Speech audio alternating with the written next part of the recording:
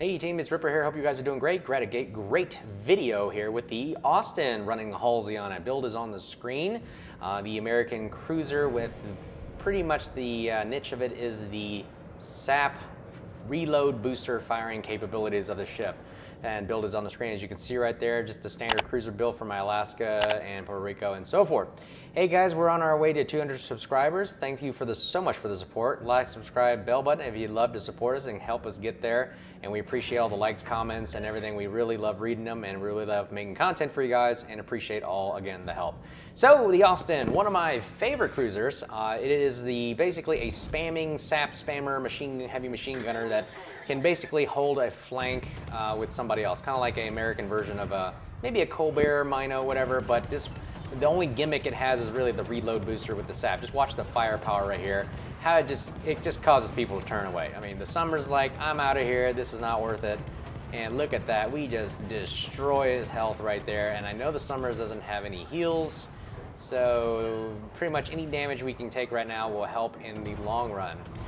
We cannot show too much broadside because the problem with this ship, it is made of paper. It literally is like you breathe on it and the thing falls apart. You got to be very, very careful with battleships, especially since there's a Slava over here. Most of the time, Slava overpins. I mean, the ship is so thin that literally the shells go right through and overpin. But you get the one or two American kind of type shells that kind of have plunging fire. They can go right into your ship, and it really can take you out in a moment's notice. So you got to be careful about that.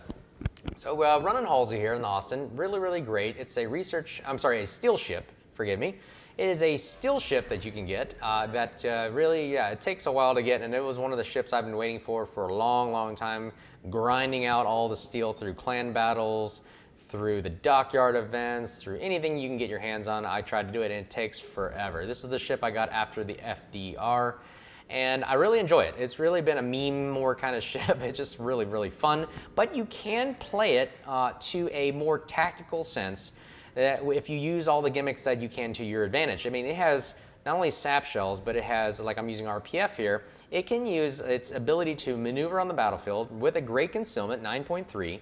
It's pretty fast. I mean, we're going 36 knots here.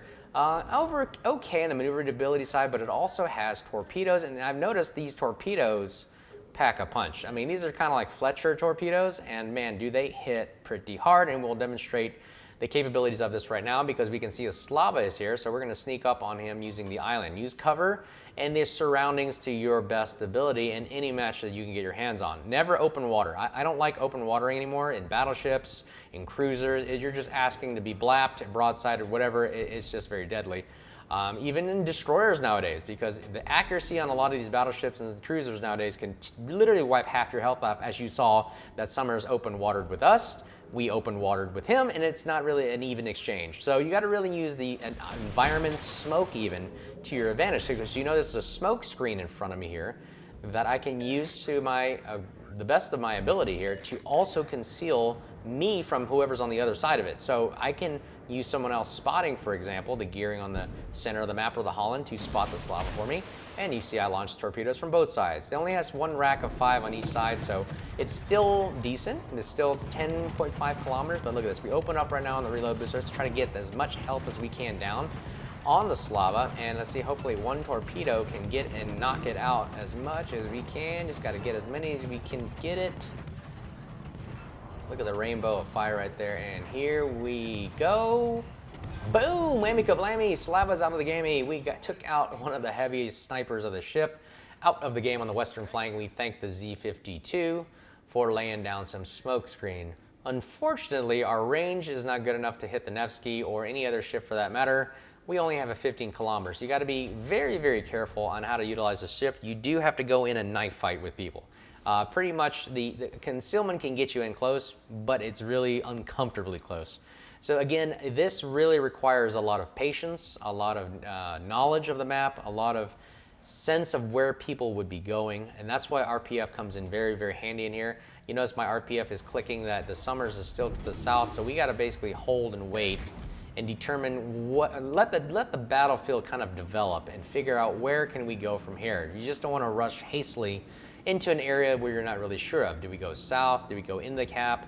We got to wait. So Right now, the opportunity right now is to take another guy off the battlefield is the Kleber, who is rushing the Montana, by the way. And this is a terrible exchange. If the Montana dies, the Kleber is going to be rough for us. They lose a DD, but we lose a battleship. Not very clean exchange. There's his torpedoes right there. I hope the Montana can dodge.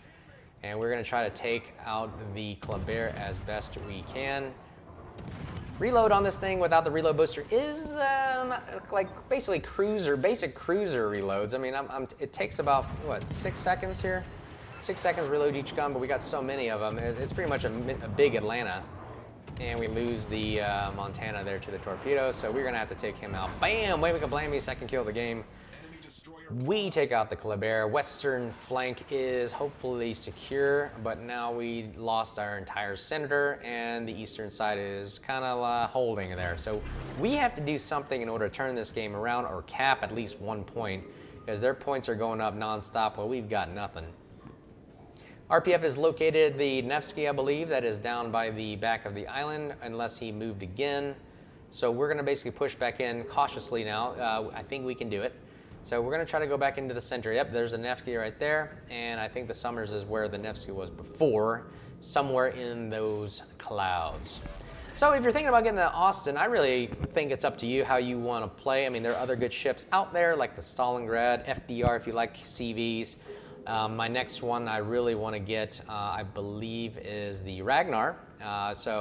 The Ragnar, I mean, it's a tough toss right now. I mean, there's a lot of good steel ships out there that, man, you want to spend your hard-earned steel. Do you want to spend all that time and spend it on something that you don't really want? Right now, for me, I think, honestly, the best bet right now is the Austin.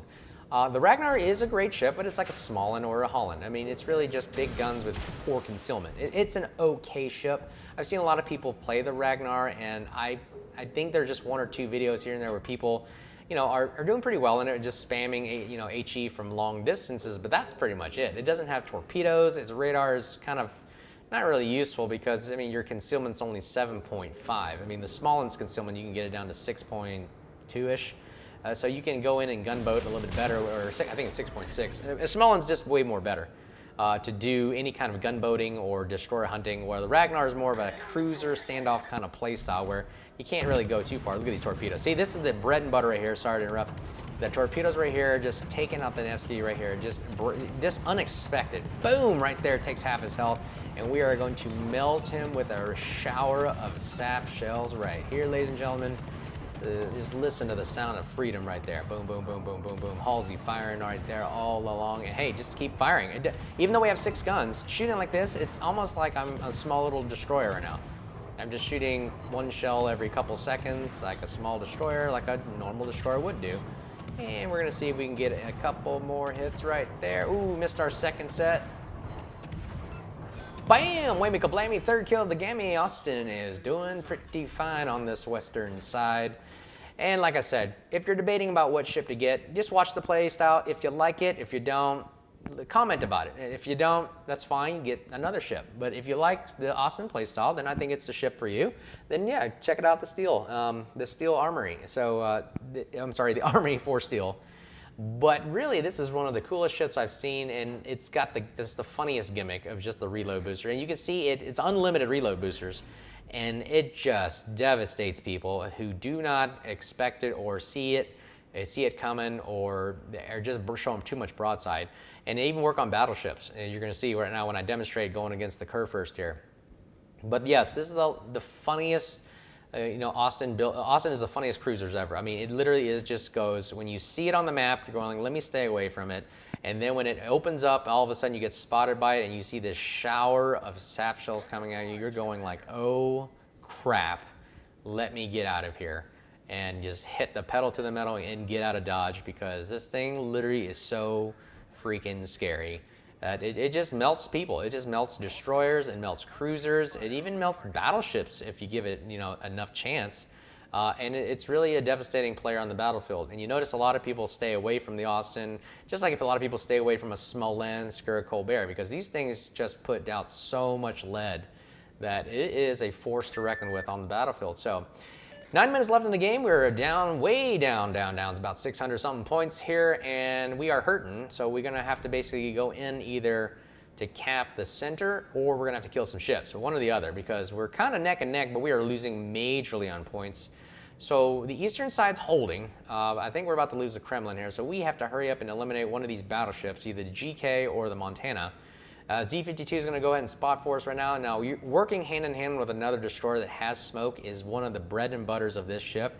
I mean, the Austin is literally unstoppable if you have somebody who can smoke, and on top of that radar, even be better.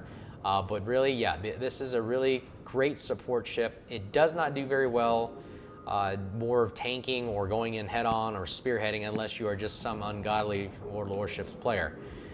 But I like it. So if you really want to grind out for it, check it out. The Austin, putting Halsey on it as well. If you can get Confederate, the reload goes even down more. So man, you can get this stuff going pretty heavy.